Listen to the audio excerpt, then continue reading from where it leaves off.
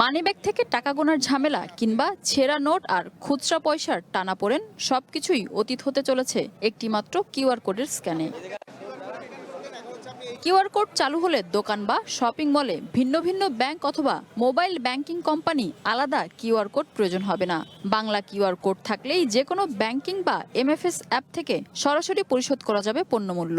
Cashless হলে সুবিধাটা হয় কি আপনার সিকিউর হলো, বাংলা কিউআরে হচ্ছে বিকাশ হোক বা যে কোনো মোবাইল মানি, ডিজিটাল মানি আপনার কাছে থাকলেই আপনি পেমেন্টটা করতে পারছেন। বাংলা কিউআরে পেমেন্ট করার ফ্যাসিলিটিস পাচ্ছে কনজিউমাররা। ক্যাশলেস বাংলাদেশ গড়ার লক্ষ্যে বৃহস্পতিবার রাজধানীর মতিঝিলে বাংলা কিউআর মেলার উদ্বোধন করে কেন্দ্রীয় ব্যাংক। কর্মকর্তাদের দাবি, বাংলা কিউআর পুরোপুরি চালু হলে টাকা ছাপানো আর ব্যবস্থাপনায় বছরে অন্তত নির্মাণে নাম্বার 1 শাহ সিমেন্ট 20,000 কোটি টাকা সাশ্রয় সম্ভব। সবার জন্য হবে যে 1 জুলাই 2026 থেকে। এছাড়া অন্য কোনো কিউআর কোড চলবে না।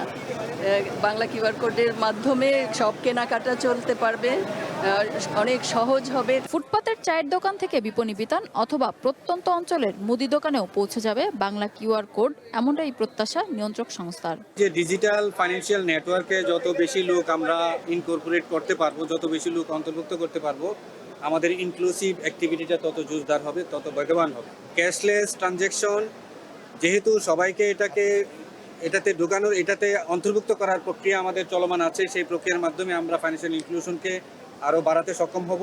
কেন্দ্রীয় ব্যাংকের তথ্য অনুযায়ী 2025 সালে ডিজিটাল লেনদেনকালে মোট প্রতারণার ঘটনা 81,423টি, যাতে প্রায় 100 কোটি টাকা হাতিয়ে নিয়েছে প্রতারকরা। কেন্দ্রীয় ব্যাংকের দাবি, এমন প্রতারণা থামাতে বড় ভূমিকা রাখবে এই বাংলা কিউআর। মিনা ফেরদাউস, ওয়ান নিউজ, ঢাকা।